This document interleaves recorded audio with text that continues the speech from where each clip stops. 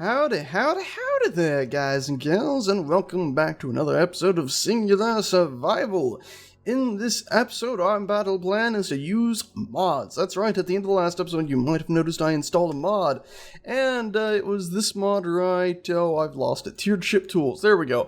And apparently missing in this thing, as somebody said in the comments, there are actually drills. So there are tiered drills right here, so you can actually have those. But I've decided, screw drills, because I'm assuming they might still have to deal with the tick speed, and we have to still have all these pistons. I'm sick of dealing with them, so what we're going to go ahead is use this mod instead, a beam drill thing. We'll still use the tiered tools and all that for a few other things, but right now, what we're going to go ahead and do is use this big beam thing, mount it in here, and zap the crap out of the universe with it. What else am I going to do in here? Well, I think I'm going to actually be mounting this a little bit farther down here, like right here, and above it I'm actually going to put a large ship reactor. That way our ship can actually have some power flowing through it as well. To do that, though, we are going to need to hop into our beautiful beastie here, and go ahead and grind down all of that nonsensical nonsense up there in our way. So let's, I pressed Y multiple times now. There we go. And press Z and fly ourselves up and get that done. Oh, you might see a few red dots floating about as well. That's because I found out that Alt F11, if you press it again, does whatever the heck this is. It's apparently a way to go ahead and find triggers. So,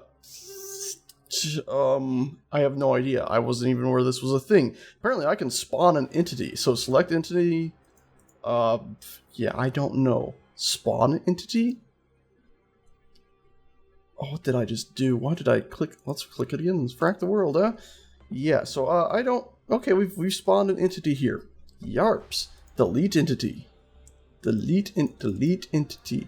Delete. Select. Size. Select trigger. So you can have triggers, and I have no idea. I have a feeling it has to do with spawning enemy NPCs and whatnot at all these spawning points. So that's an easy, cheesy way to go ahead and find stuff. But for the time being... it doesn't really seem to have too much of a purpose. Also, apparently there's a bunch of them around here, and I have no idea what this is all about. Maybe those are chunks we've been inside. Can I click on these, select them? No? Select. Yeah, I don't know. Anyway, that all popped up, so if you see red cubes or something weird floating about, assume that's what all that nonsense is about. Alrighty, I'm going to go ahead and probably skip ahead because I didn't bring in SageCam. Right now, we're just going to jet ahead until this is done. Alrighty, there we go. All of that is sorted out. And I've even changed our plans, actually, while I was zapping away. We're going to go ahead and put this in right here. Clink. I'm thinking I might even go ahead and put some pipes in here, because I don't think this has any upgrade module stuff, unfortunately. But what I'm going to do when it comes to putting a reactor in is I'm actually going to go ahead and fly all the way up to the top, because I realize that if I go ahead and put a reactor above it, so it's basically funneling into a reactor, there comes the chance that if I ever decide to shut that reactor down, that way we run off of pretty much completely solar panel, we could end up in a spot of bother there where, oh, this gravity generator is not an ideal spot. Because we can't go upwards anymore. Whoops. We're going to put a reactor here. But anyway, I realized if we shut down the reactor, we might not be able to pull materials through it anymore, which means our big mining laser wouldn't actually be able to transfer any of the stuff it was gathering up, which would have been a big old negative. Oops, we're definitely not going to be able to hold much more. Oh my, did that just happen? That is... What's this blinky thing too? Oh, the thing I've been damaging. Cool. Well, oh, okay, this was unexpected. What else can I fly through? This? Okay, what about you? Alright. Alright, that's not quite right.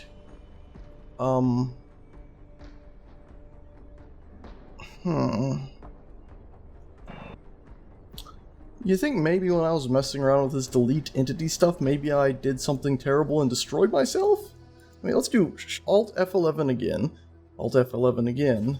Model dummies? Oh no, that's probably dangerous to have all that on your screen. By the way, I am in survival mode, so don't know why any of this is even showing up. I just thought the Alt F11 thing was pretty much disabled, so oh, okay, so it's showing all the bones in our bodies, what it's naming here. That's not ideal. Let's do the Alt F11 again. Let's disable the model dummies physics primitives. Okay, so we have a collision volume there. If you look at that, you can see we do have 2 ovals that symbolize our physics collision.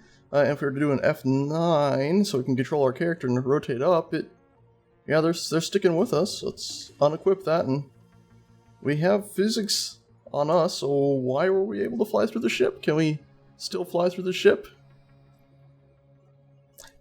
Yep, we can still fly through the ship. Yeah. Okay, I'm gonna... Let's try one other thing here. Blech.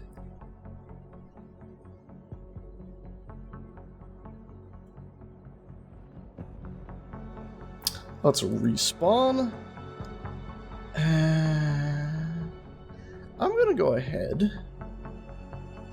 and do one more thing before I go ahead and reload a previous save.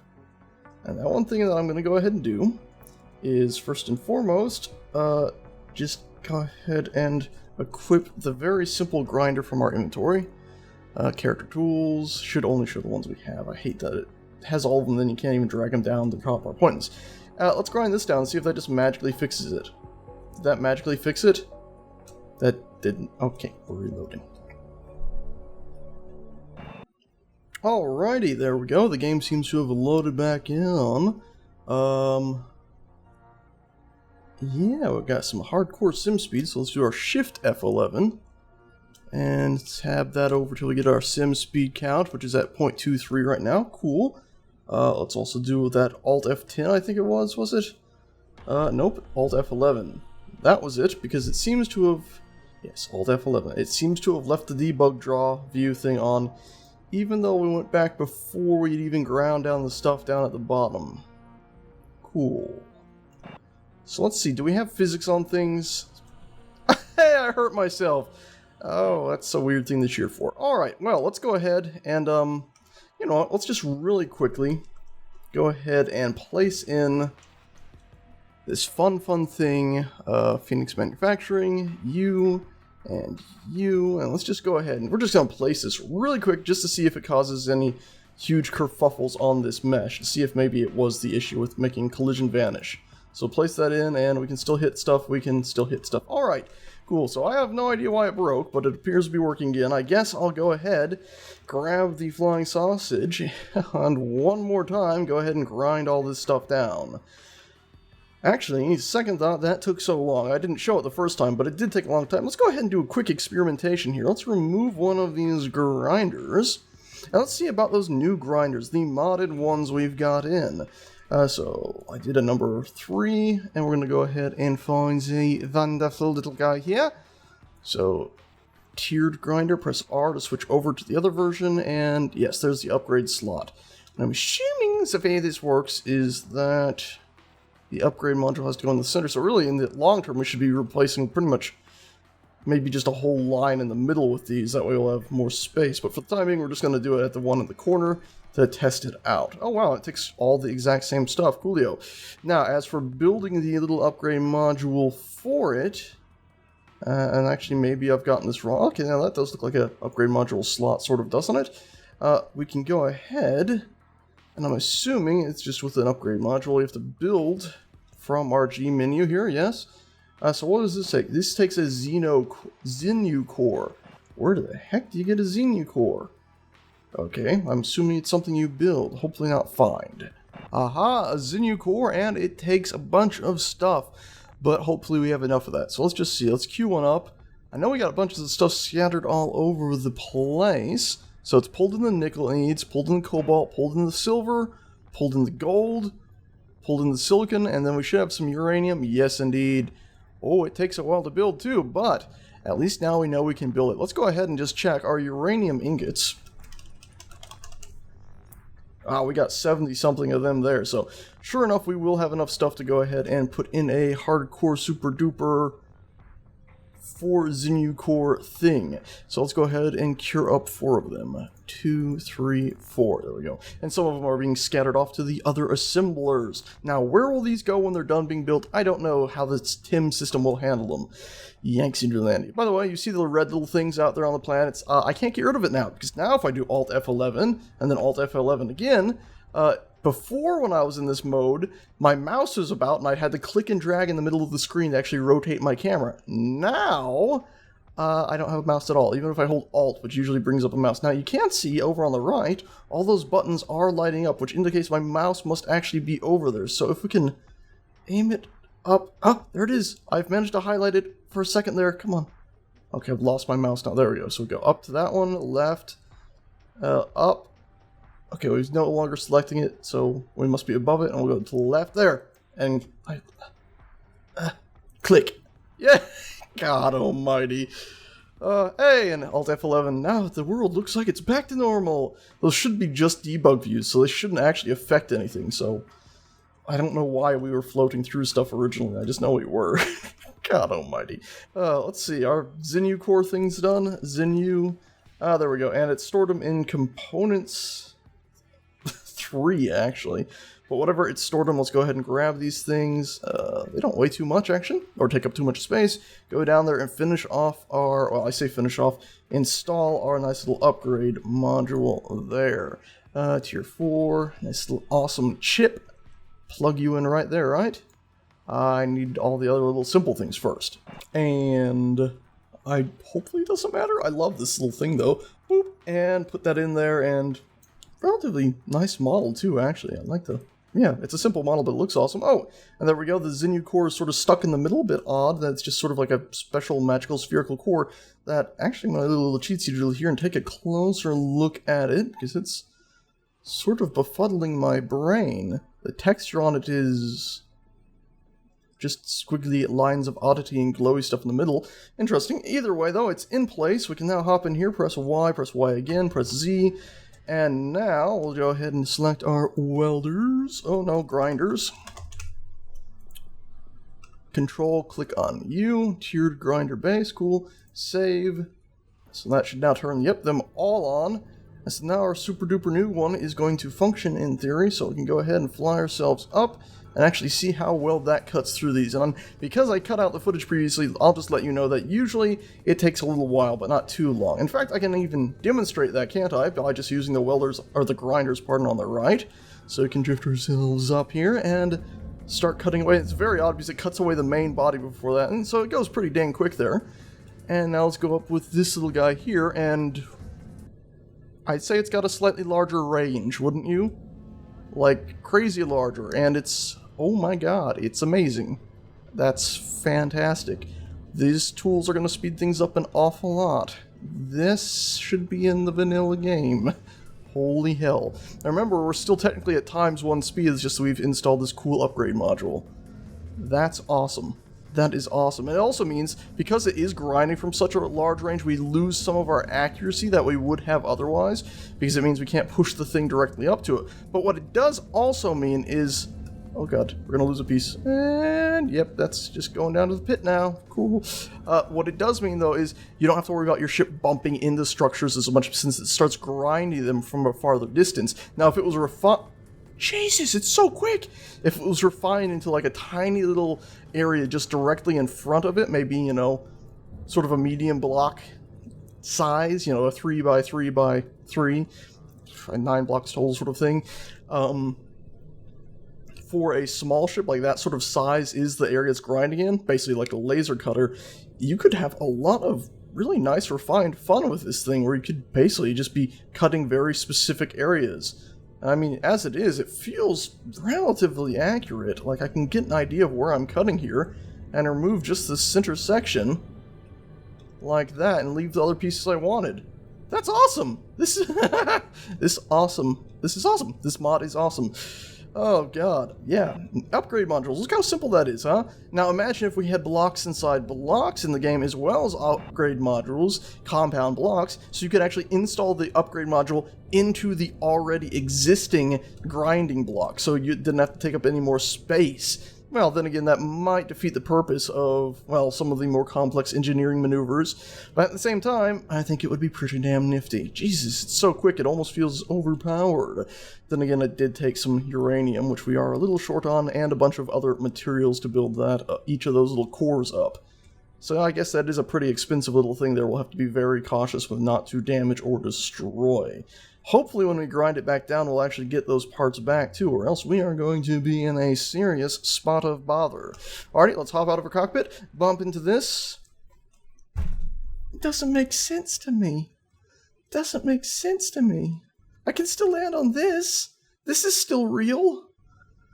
Okay, we're going to do a save as 90. Because I make sequential saves as we go along.